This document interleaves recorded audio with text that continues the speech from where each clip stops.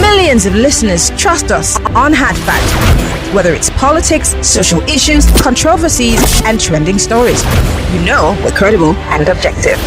It's Hard Facts with Maryann Okon on 99.3 Nigeria Info.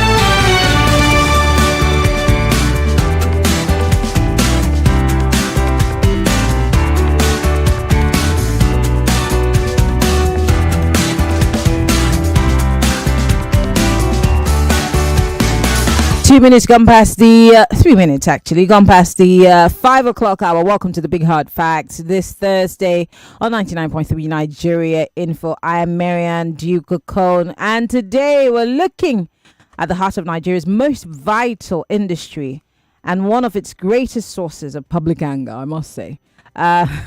It's oil and gas. In the past week, tensions boiled over when Africa's richest man, Aliko Dangote, publicly accused the chief executive of the Nigerian Midstream and Downstream Petroleum Regulatory Authority, NMDPRA, of corruption and economic sabotage, alleging unexplained multi-million-dollar expenditures on his family and regulatory decisions that favor imports over local refining.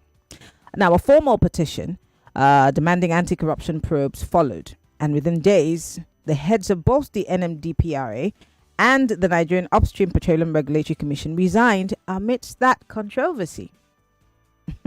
Now, these developments have sent shockwaves through the sector and raised fundamental questions about transparency, about governance, and the future of value-added refining in Nigeria.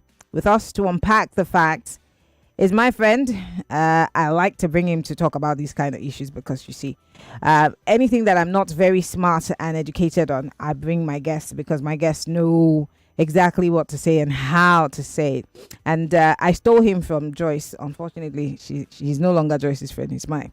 Jide Pratt is the COO of Aiona, and he's also the country manager of TradeGrid. Jide, happy holidays and welcome. Thank you for joining us on the show today. Thank you for having me, Maryann. Great. Complimented. Echo traffic. Oh, well, welcome to Lagos. Great. I remember when I first saw Dangote's video and that press conference that he gave, I was just thinking to myself, like, oh my God, here we go again. But give us your clear overview of what you think is happening in the oil and gas sector, which would have unfolded last week and led to that press conference that Dangote gave. I mean, I know you're not Dangote, you don't work for him, but Dangote versus the oil regulators, what do you think could have led to a Dangote that, you know, before now never really used to grant interviews that much? You barely heard of him except when, you know, his name is topping the list of rich people. Thanks again, Maryann. So let's start from the beginning.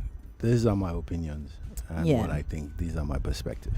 I think the first thing is that the whole fight is what you call a fight for the soul of downstream. Now, I said that to say this. When oil was found in Nigeria, and I'll just back up a bit, I won't take too much time. No problem. The aim was to get crude oil, which was natural wealth for the country from the ground. So when we started that process, a lot of international oil companies came in. So you had the Shells, you had the international oil companies because they had, quote unquote, the technical expertise to drill. As that happened, you now found out that they decided to embed their supply chain. What am I trying to say? Upstream, midstream, downstream. So what they did is that they set up what you will call retail outlets, which is the downstream. I always say this: you don't buy crude into your car. You buy what is derived from crude into your car, so derivatives. So the international oil companies decided that, look, let's have outlets. So you now had the big fives. They were called major marketers at that time. So to ensure that they were seamless in terms of operations, they got vessels. Because what it meant is that once a refinery cracks, you need to put it in large vessels for economies of scale, put it in a depot, and then you distribute with trucks from the depot to the retail stations. That continued up until a time where there was the localization policy. So you had companies like National Oil who became Con Oil. You had companies. So that those localization policies now meant that the Nigerian-owned companies now owned a supply chain of vessels, of depots, petroleum retail outlets, and trucks. That said, we moved into a stage where the refineries for the country owned by the government were no longer working. So we now had a major problem, zero refining capacity, and that happened for a while, from let's say the early 90s. It happened for a while. So enter a super refinery, the Dangote Refinery Limited. So the Dangote Refinery Limited comes to solve a problem of refining. Done and dusted. However, it means that when something new comes in to an existing system, then there's what you call a disruption. Yeah. Now, the disruption became the start of two different parties jostling for position. The first was jostling based on the fact that, look, what's wrong with you guys? I spent 20 billion, not cowries, 20 billion United States dollars to invest. I want to get my returns.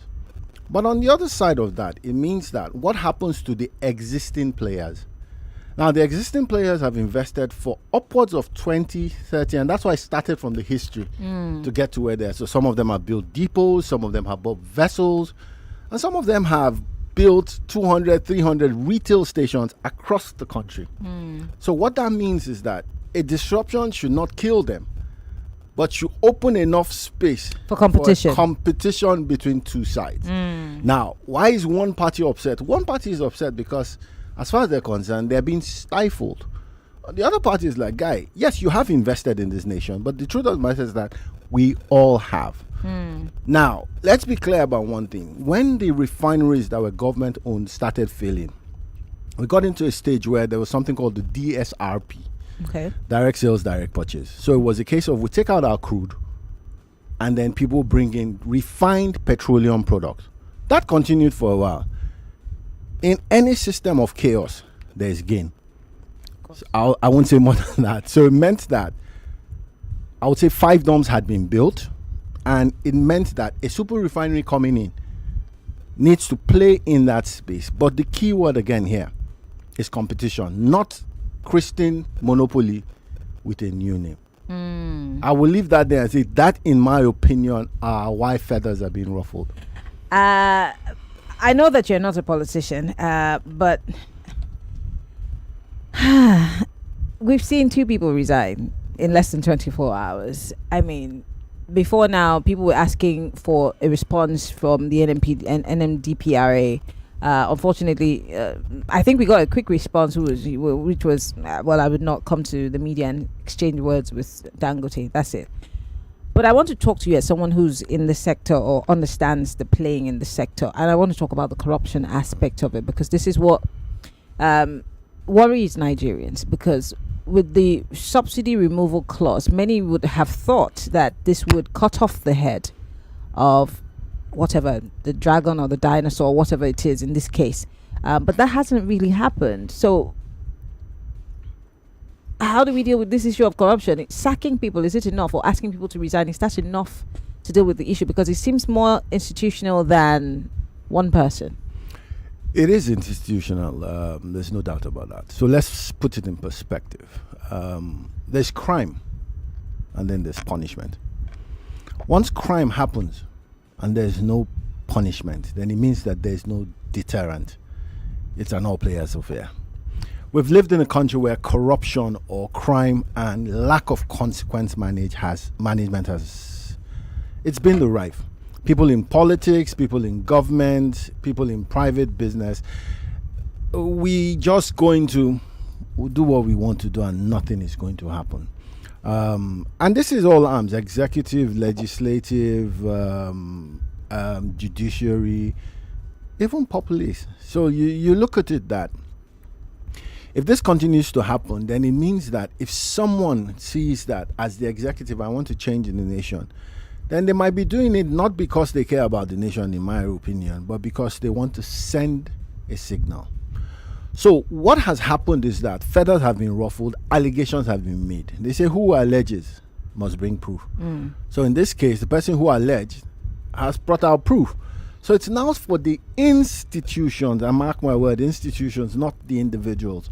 So if someone has stepped aside or someone has resigned, it's not by choice.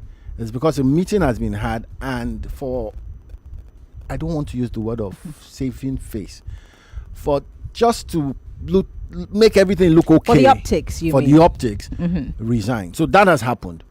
What happens after that? If someone is found guilty of a crime and there's no consequence management, then what it does is that it sets the precedent for someone else to do the same thing over and over again. But when you talk about precedents here, I'm sorry to talk over you. For example, we've never really had a situation where someone resigned based on allegations. I mean, we know that most of them are asked to resign, but no one has resigned and then the issues were taken up and, brought to a proper conclusion. We don't have that. So why do we expect that to happen in this case? I'll give you an example of the Naji situation, the Minister of Technology, the former one. Yeah. Of course, people would say that it was political. Someone wanted to take him out. But were the allegations true? Yes. What have we done with that information? Has the investigation have they carried it out to a logical conclusion? Nothing's been said about it. It's gone cold. So if there's not been a precedence of following things to a conclusion and making sure that justice is done, why do we expect that to happen today? Now, that's a question that truly, the guys that run economic crimes, independent corrupt practice, that's a question they need to answer. When you take a job as a head honcho for fighting corruption, there's always this talk where the former president said corruption will fight back. But the truth of the matter is that you need to gain an advantage over what people say by getting prosecutions and convictions. If you step back, there was a year that there was a minister of power, Bath Naji, yes. I remember he resigned. He wasn't fired. He resigned because he thought it was a conflict of interest because he was starting, quote unquote, a generation company. And I remember from the information I had then, he went to tell the president, this is where I'm going. So it's full declaration. And the president said, stay in the role. Stay in the role. This is what I heard. And then when it became an issue, he took the highway. This is the information I heard. I mean, I was not there physically, but that I got that on good authority. So what am I trying to say? You have people of honor. You have people who are noble. You have people of integrity. Sadly, they're few and far between in the nation we live in called Nigeria. I do hope that this becomes, because yes, the president has changed the gentleman in question, has appointed two people into stellar minds, in my opinion. But the question is that, where is the end of that? Like you rightly said, what is there to say that, okay, this will be a case that would come to a logical conclusion? Again, back to the head honchos at those corruption. it's their job to do. I mean, we've just talked about, our handling of crime or perceived crime and this, but let's talk about the economy and investors, because the very better part of the first part of this administration, the president kept traveling and saying he was trying to bring investors. How damaging is all that's playing out to investor confidence in the country when the nation's top regulator steps down against the backdrop of these kinds of corruption claims? I mean, are we seeing a crisis of governance here, or business as usual? So that's a tricky question, and I'd say that the owners that when you hear perception is often larger than reality. So the stock exchange, oil and gas trading, there are triggers to every of this thing. There's a war in Iraq. There's someone who is a top producer, and there's some political instability. Crude oil prices go up. The stock exchange, someone is tanking, someone is giving bonus shares. Money moves. But my point is there's a trigger to everything. So if I was going to invest in Nigeria, and I see Nigeria as a nation of top corporate governance, then it means that if I put $10 there, I'm 100% sure that the rules that govern my $10 are the laws of economics. It's not based on one person says, one person doesn't say. Let's also be clear. In this administration, we've seen some things based on fiscal and monetary policy. The monetary policy has been quite good. I can't say the same for the fiscal yet. But you see, what it means is that investors are looking at the triggers. So some investors who are risk averse, I decide this is not the time to put money in there. Some again are looking at it. Look, the dollar has been stable for quite a while. there's predictability about my investment, and still go ahead. But what am I trying to say? This action, what has happened will cast aspersions for some, and for some it will be business as usual. For some it will just be like, let me hedge my bets and reduce my investment. It's not positive. It's not damning yet, but the truth of the matter is that I would say it would have been more damning if nothing happened. So think about it now. The president said, okay, you know what, gentlemen, thank you for your service. But if nothing happened, it could have been worse. But hey, it is what it is. I'm still talking about how, the world perceives us and all of that.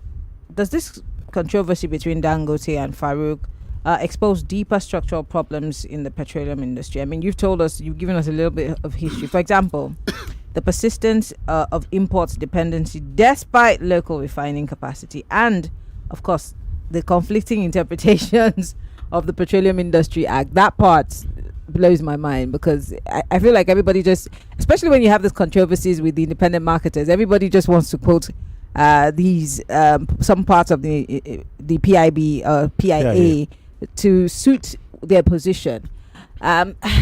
Will we ever be able to surmount this problem in the oil and gas sector? I think we will, but it's a long road. This is a marathon, it's not a sprint. It took us so long to get the Petroleum Industry Bill into an act. So it's not a law that is finite. Yeah. It's going to be a law that is going to be iterated multiple times. However, these are the things we need to understand. The principle of the Petroleum Industry Act is a deregulation principle.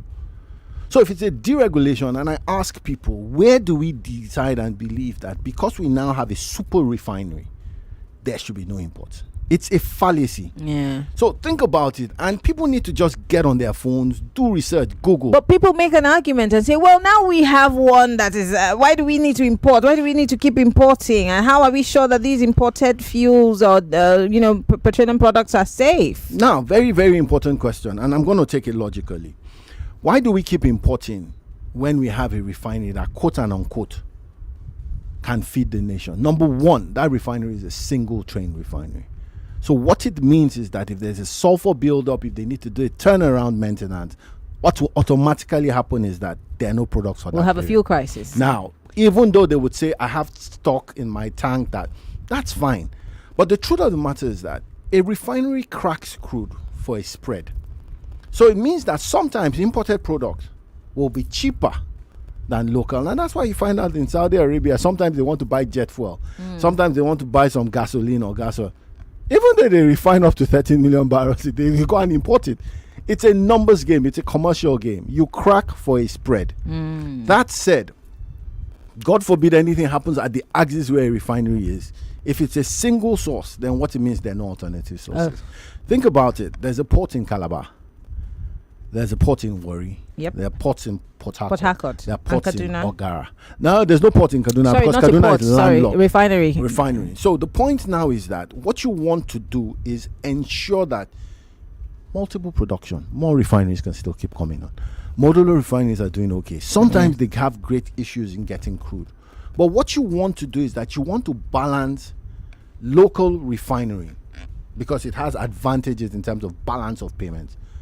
You don't need to start looking for FX. You don't. Yeah. That's one. So it reduces the pressure on FX. On FX. Yeah. Then if you look at order to cash, or what you say product to, if I went to Amsterdam, it's a 14-day transaction. If I went to Rotterdam, it's a 14-day transaction. If I went to Lomé, at least 72 to 96 hours. But if I go to Ekpe and their operations are well efficiently managed, then it's a shorter game. So what you want is that there needs to be a regulator that says, okay, 60% here, 40% here. That competition must thrive. Also, the regulator is now the goalpost. The quality I want for the refinery must be the same quality I want for imported products. Imports, So you check it, take a sample, and you test. Then you hear another set of people say, NMDPRA does not have a lab. The truth of the matter is that there's no airline. That's still a question that needs to be answered. There's still no airline in Nigeria today that has their own lab. Why? What do they need it for? Their business is to fly people. Why are they testing? NMDPRA is the regulator. The argument could now be that, but you're the regulator. So they need to use approved land. What you call them? Approved labs, approved standards, approved testings. and just take the samples and confirm. So, but the onus is on the NMDPRA, right? Yes. Not the airlines, because, like you said, their job is to fly people. Absolutely. So my point is that, are we sampling? Are we sampling in approved labs? For me, it's neither here nor there whether the NMDPRA. What is important is that the petroleum products, the molecules that are going into cars, into generators, into the country, into depots, are tested by someone who has a certified and tested lab. And that someone has to, like you say, needs to be the regulatory body which sets the goalpost, like you said. So there has to be a standard. But if the regulator doesn't have what it takes to sample, I don't agree. Personally, I don't think that person has to be. That person has to vet the documentation. So if I say the range is this, that person has to collect that test certificate. And look at an SGS. SGS doesn't do anything in this world than test. Yeah. That is what SGS is known worldwide for. So it's going to take a lot for SGS to test a sample in their labs, and then I'll say it failed the test. It's not Jide that is testing this thing for. But who'd be the SGS in our case now? Because so there's SGS. What I'm saying is that SGS is drawing those samples. But are we patronizing them? Hold on. Of course, SGS does testing. So are we going by the standardization that SGS gives us across the board? So think about it this way: there are two people that regulate.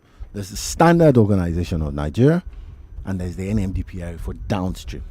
So what it means is that if I wanted to import AGO, which is gas oil, there's what you call an AGO specification for Nigeria.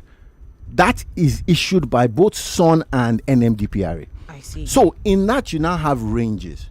I'll give you a typical. We have to go on a break. I am so sorry, but this conversation is just hold that thought. When Jide is here, we learn so much. But guys, we need to go on a break. In case you're just joining us, we're talking about corruption allegations in the oil and gas sector and the effect that it has on us as a country. Stay with us. We'll be right back after these messages.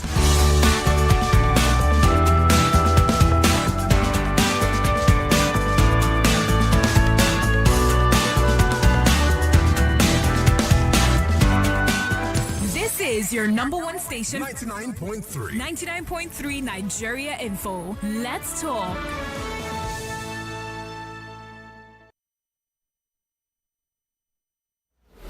.3 Nigeria Info. We'll be right back.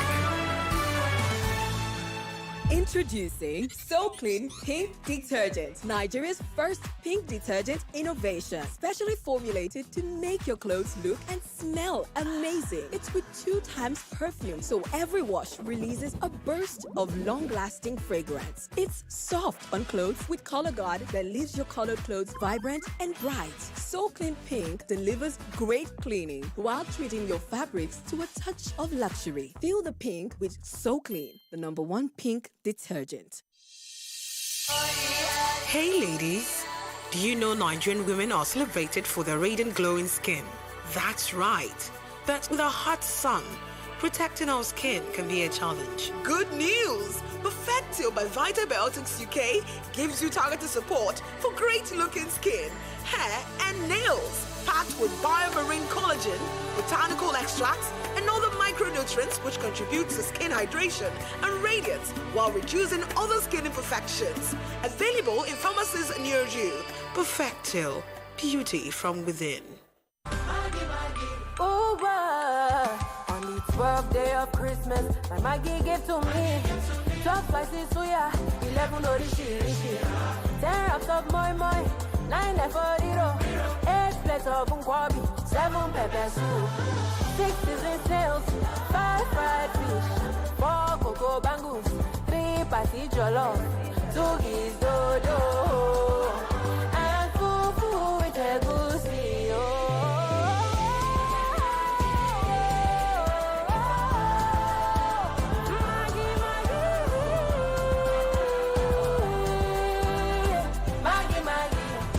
Have a delicious holiday season with Maggie. Me and Maggie, so good together. Me and Maggie, so good together.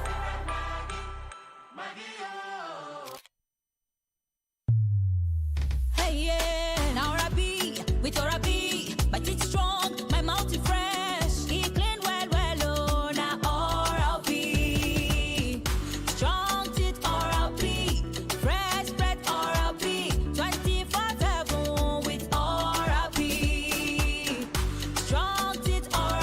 Yes, so get your own Oral-B 130 grams pack now for 1,500 naira. Now Nigerian Dental Association self deal with Oral-B. Dirty December Fest is more than a festival. It's a cultural takeover from December 7th to 31st. Get ready for world-class music, spectacular productions, and the most unforgettable experiences. It all kicks off with a Dirty December Fest grand opening aerial and cinematic live concerts on December 7th. Juma Jux December 18th. Busta Rhymes December 19th. Plus Afro Vibes Fest, Gen Z Republic, Dirty Food Village, Xmas Grotto, Dirty Pop-Up, and glide through the season on Lagos's coolest skating rink. And that's just the beginning. Check the full calendar for more at dirtydeckfest.com. That's dirtydeckfest.com. Venue, Iluberin, doors open at 3 p.m. Dirty December Fest is produced by Livesport 360 and supported by Pepsi.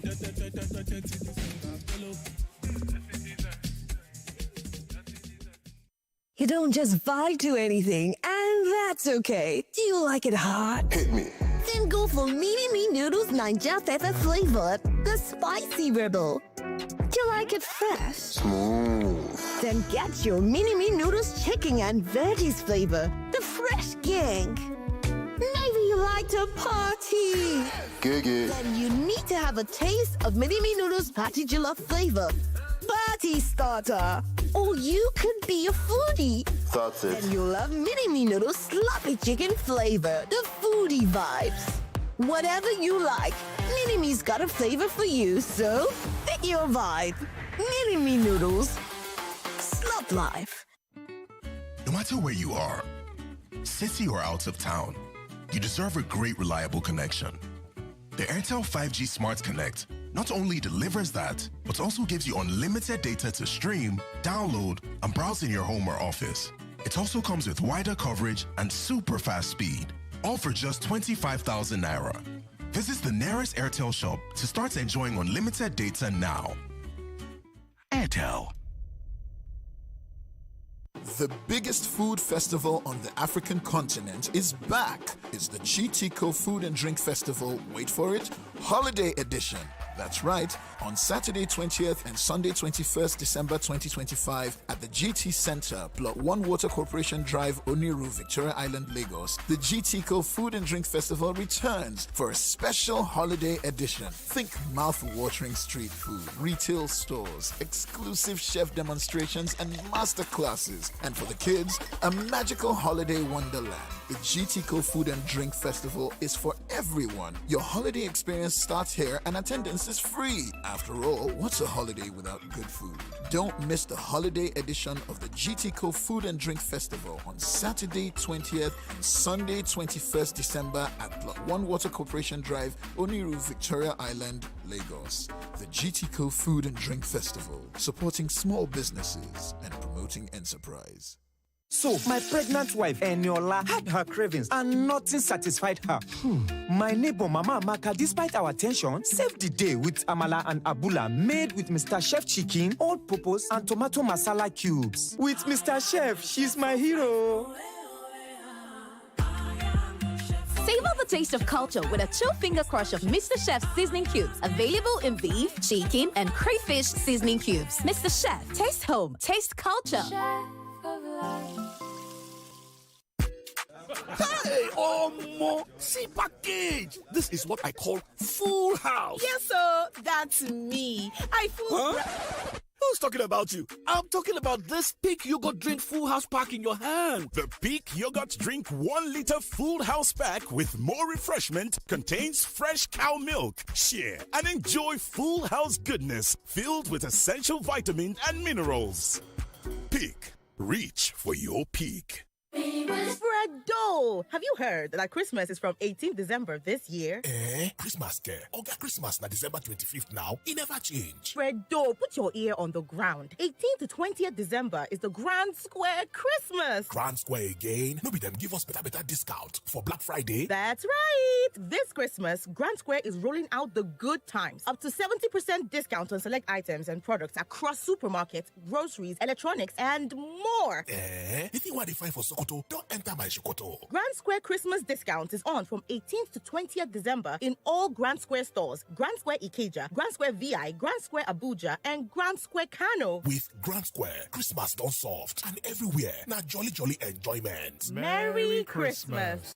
Aye, my head oh. Ejo, make this headache no go finish you. Oh, yeah, take this Medic 5-5. Make you medic your headache. Now everybody confirm I'm the correct remedy for headache. Oh, Medic 5-5 now. My name na Hodulabi Adekola, and I be better hustler. From morning till night, now back to back. Work, traffic, noise. Sometimes it be like say your head go bust. But me, I the most smart. Once that headache show, I go straight for Medic 5-5. It dey work fast. It dey cool me down quick.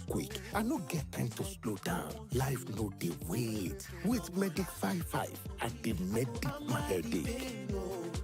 Fast relief, use Medic 5-5. Oh, I no get time to slow. Time no dey wait. I don't medic my headache. Now, Orange Drugs Limited, the market Medic 5-5. If your body no tranga after 3 days, go see your doctor. I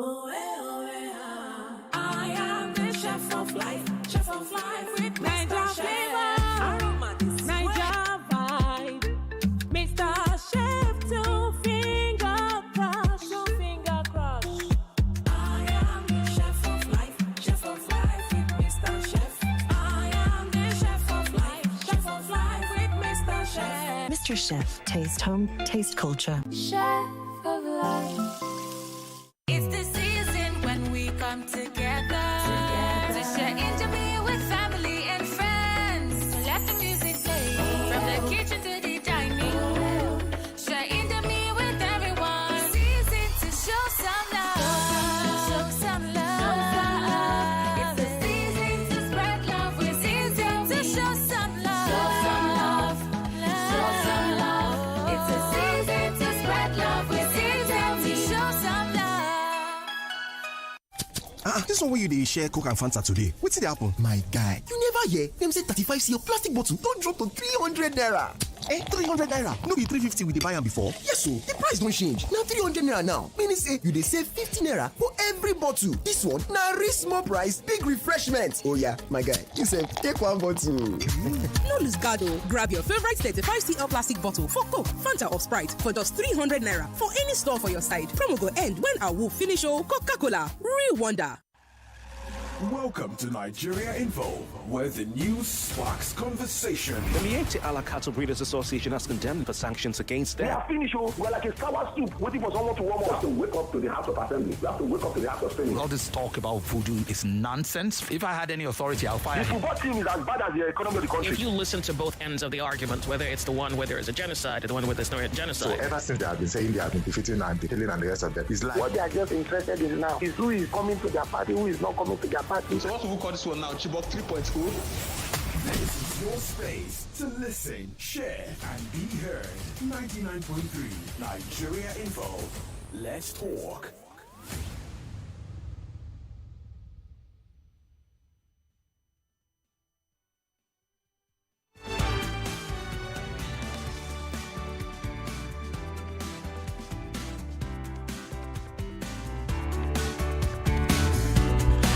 All right, we're back. In case you're just joining us, Brigham is Hard Facts, 99.3 Nigeria Info. 36 minutes gone past the 5 o'clock hour. We're still talking about the oil and gas sector. Jide Pratt is still here with us in the studio. We're live on Facebook.com/Nigeria Info FM. We're also live on YouTube, Nigeria Info FM. Post your comments. So we're talking about the resignations, the allegations, the corruption in the oil and gas sector. And before we went on the break, Jide was trying to explain to us, because I was saying that will we ever be able to get rid of this hydra-headed monster in the oil and gas sector? Again, I think we eventually will. And what year is this, when Jesus comes? Well, hopefully before that. But I mean, if you look at it from the fact that governance must begin to take the mantle. And I said one thing, that look, these two gentlemen have been exited or have resigned. Yeah. So it meant that there was some shockwave in the system that do we just let this go? It's not yet enough. Look at when the NMPC was revamped. Stellar Minds came in. But corporate governance is an issue in Nigeria. We find out that individuals become extremely strong, powerful, but institutions are weaker. Now, the call might also be on people who get into the institutions. And I keep on telling people, if you got a job that you really wanted and they told you do this, you'd probably do it because you want to keep that job. But we must rise above self, because sometimes you must stand by the person who you are. You are the principle of who you are based on what you know. And if it's wrong, it's wrong. It's not gray. It's either white or black. But you see, we've become so enslaved to, this is my own chance. Let me make my own money, feed my family. That's what it is. Corporate governance has to continue to increase. You find out that when you begin to dilute shares of organizations, there's some massive organizations, and you hear that, the CEO is not around. We can't approve. The CEO travels for 2 weeks, and everybody's just waiting and saying, okay, when he comes back. But the truth of the matter is that is because we're still serving individuals as a nation, and corporate governance is struggling. I'd really like for us to dig further into accountability and transparency. I know that it's the only way that we can deal with this issue. What mechanisms do you think that you think the government should strengthen, especially for example, ICPC, EFCC? There needs to be some sort of internal audit functions, legislative oversight, when we're dealing with these issues. Because, for example, I've had EFCC here many times. EFCC would say, nobody has come to complain to us. We don't have the facts. So we can't just wake up and go after something because some people are talking about it. We need... So at this point, for example, the ICPC has a case. They've given it to them. How do we see to a logical conclusion? How can the federal government come in to strengthen these institutions that you say, because we're producing stronger men by the day? How do we strengthen these institutions? Again, how do we prevent corruption from continuously growing? Because it looks like it's gradually strangling us in the country and in every facet of our lives. What if you were, and you're not a politician, but if you were to provide some sort of solution, especially for your sector, what would it be? What should it be? Okay, so I'll take it from two ends. The first thing is that to put something out there needs to be a mechanism for transparency. So it's technology. You need to move away from paper in a lot of things we do as a country and begin to use systems. People have ERPs for a reason. People have apps for a reason, because there's an audit trail to these things. And we know that we're the smartest people anywhere in this world, and I say it without any sense of contradiction. But you see, in being smart for good, you also have a collection of people who are smart for bad. I was about to say that AI can be manipulated. Now, if you now decide to have a group of people who are there for bad, and they're gaining from a system that's dysfunctional, then the chances that they're going to change or be the change are extremely slim. Now, move to corporate governance, move to policies, because you find out most of these institutions tend to be reactive. Yeah. So when you say something like they haven't brought it to us, there's some issues that happen with the FCCPC, and they say someone has to institute. The question now is this: intelligence is something that rests with the government. So it means that you can infiltrate, quote and unquote, and this is not a Gestapo state, but it means that in this intelligence, if you want to find out something, there are ways of having underground inspections. There are ways of, when they tell you that crime is local, they say that because in that area where someone is perpetrating crime, there's someone that knows who that person is. Absolutely. There's someone that sells water to that person. There's someone he's married to. In the US, you hear something like the perimeter is secure. When they say the perimeter, I mean they scanned that area, they've scanned that environment. So, Maryann, two things. Technology has to be the basis of how governance is run. If there's a system, think about it, something as basic as land title in Nigeria. Why do people have to sign? Why does a governor have to sign the CFO in 2025? And these are the things. They're not because people do not know better. You have Don't you think we like these? We love these bottlenecks and unnecessary bureaucracies. In chaos, there is gain. Someone is gaining from it. So to move forward to where we need to be, technology, policy, and it's not wrong. We have so many policies laws, to implement so them. Many. Then what is final, I would say, is consequence management. In Lagos, there's something that happens now. You drive past a traffic light, there's a camera, you go and renew your license, your vehicle license. It will get to a stage where there must be trust in that system that if the camera catches you, it's actually you. Because sometimes you also have issues where cars are going for registration and they say you have a bill. And I say, where is the bill from? Show me the proof. And they say there's no proof. It doesn't work that way. I was screaming about it one of those days. Someone went to renew their license and they realized that they got a speeding ticket. It's a speeding ticket. Where's your speed gun? What are you using to measure? And where are the because, for example, when you travel abroad and you're driving on streets, certain streets have the speed limit, and it's there. It's obviously there. Where are the speed limits in Lagos? To be frank, there are. So if you went on Third Mainland Bridge, it's supposed to be 60 That's or 80. Third Mainland. But my point is this: the cameras. But the point is this: why is it that if I have a fine to pay and I get there, why don't you show me? Show me, especially if you've caught my car. I'd like to see my car on the plate, the Absolutely. number plate. So what has now happened is that your trust is broken down in a system that should be foolproof. That someone just says, okay, I can help you out if you, and I'm like, getting a driver's license is like, it's like passing through the eye of a needle. It's been 7 months. Oh yeah, welcome to Lagos. Oh, welcome to Nigeria. And these are the things. Then someone will tell you that you can only do this in Abuja. You have to capture.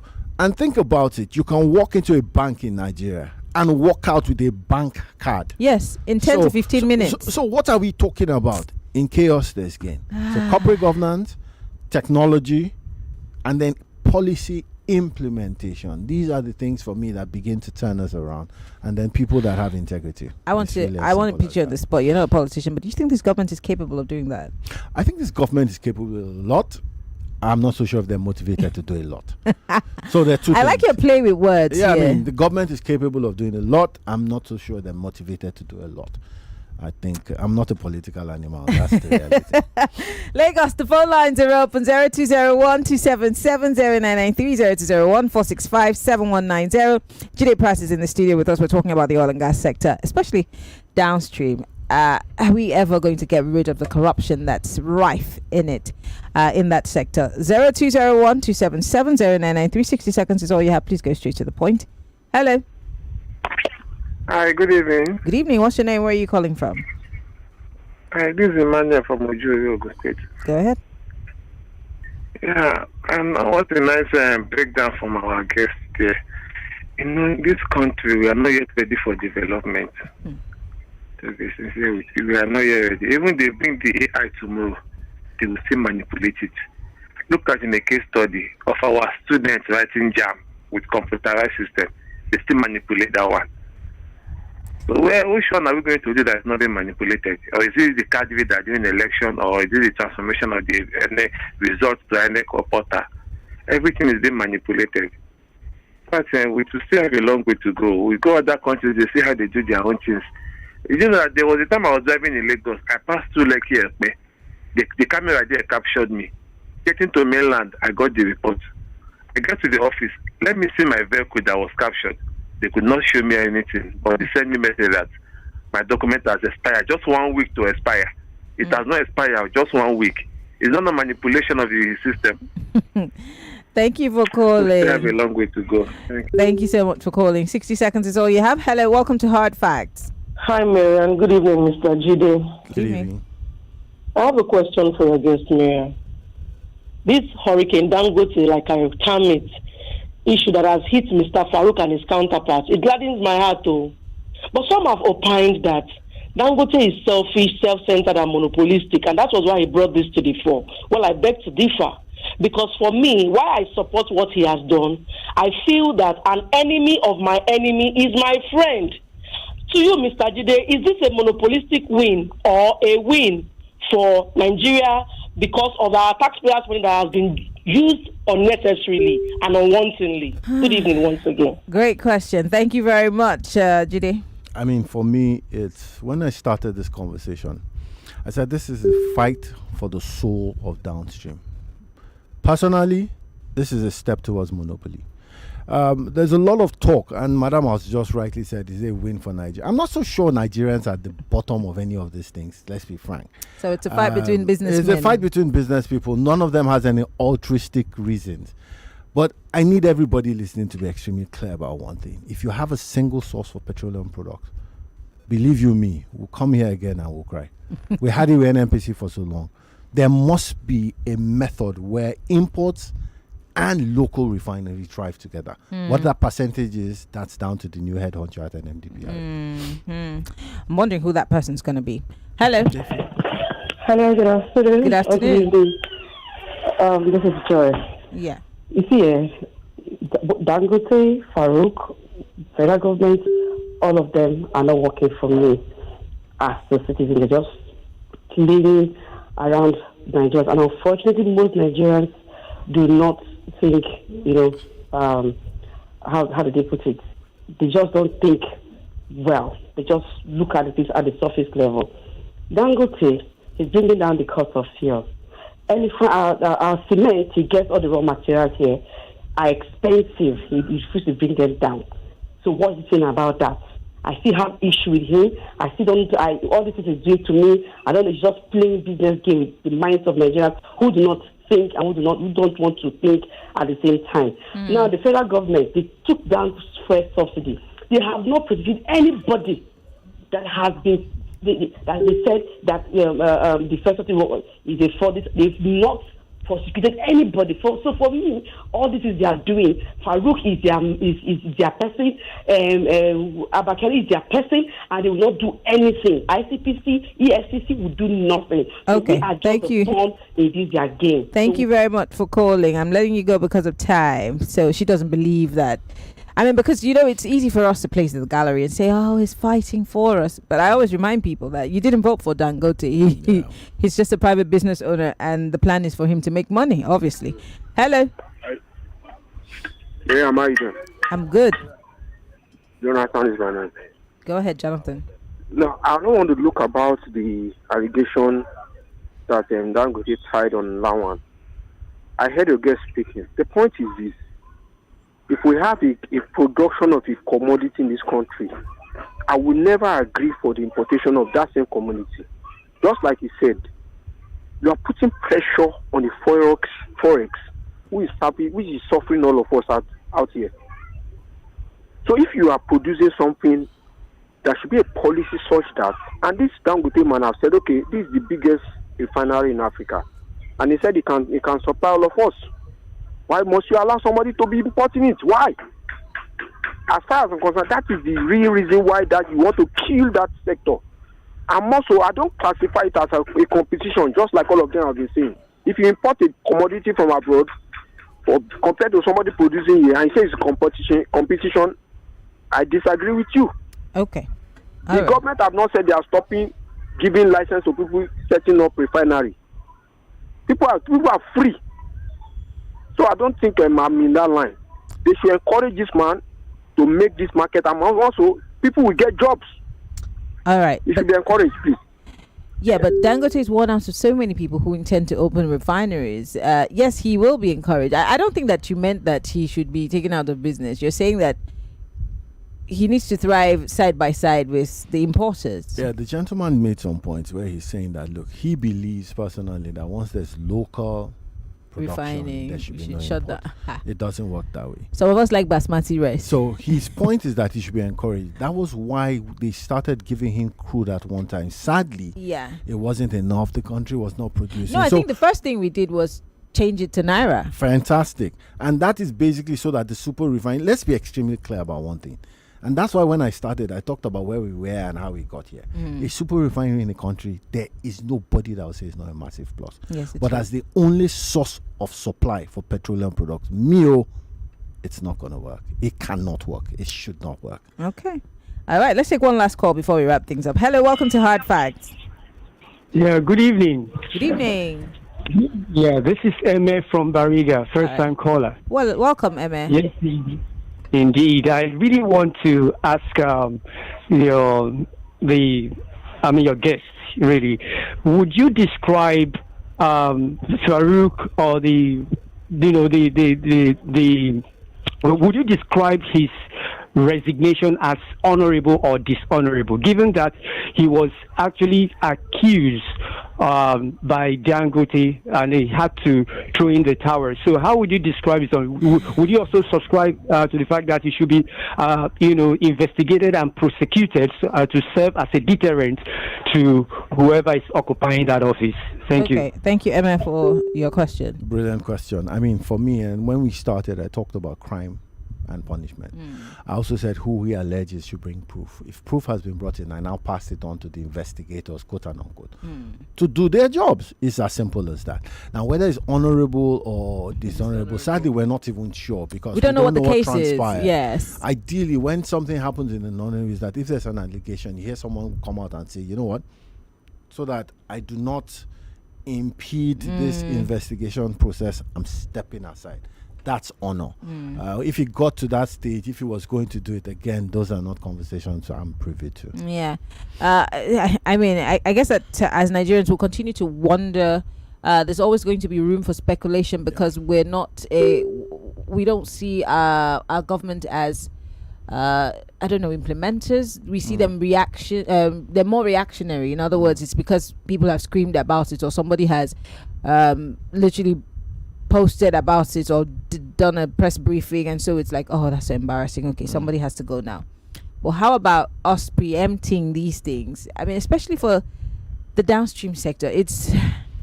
I'm sure that if we were to take a poll of people who have any trust in the NMPCL or the downstream sector, everybody would say, maybe everybody would be, 90% of Nigerians would be like, we don't know what's happening there. The truth of the matter is that once there's a trust deficit and it stays for a long period of time, you've eroded trust and confidence. That is what I spent over 2 decades in downstream. It's a dirty sector, and I say that without any fear of contradiction. But in that same sector, there are people of impeccable character. So now the question is this: are they in the minority or are they in the majority? I can answer, they're in the minority. So that's really what it is. Because if they were in the majority, we'd probably not be having these conversations over and over again. We'd be seeing more actionable plans and, But anyway, I want to say thank you to my guest. Jide Pratt is the CEO of Aiona and country manager for TradeGrid. Jide owes me an inverter.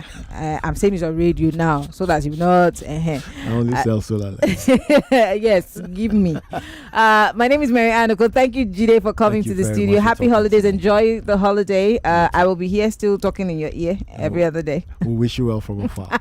Thank you very much. All right, Lagos, I'll see you guys tomorrow. Bye-bye. Tomorrow is Hard Fact Awards, and then from next week, while caroling our way through the week. I love you, Lagos. Bye-bye.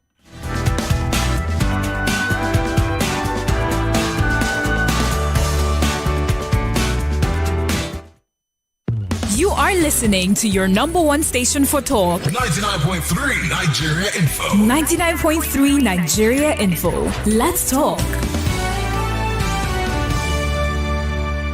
Introducing 99.3 Nigeria Info. We are more than just radio. Subscribe to our YouTube channel at Nigeria Info FM. Check us out on Facebook at Nigeria Info 99.3. Follow us on Twitter at Nigeria Info FM and on Instagram at Nigeria Info FM Lagos for live updates as it happens. 99.3 Nigeria Info. Let's talk.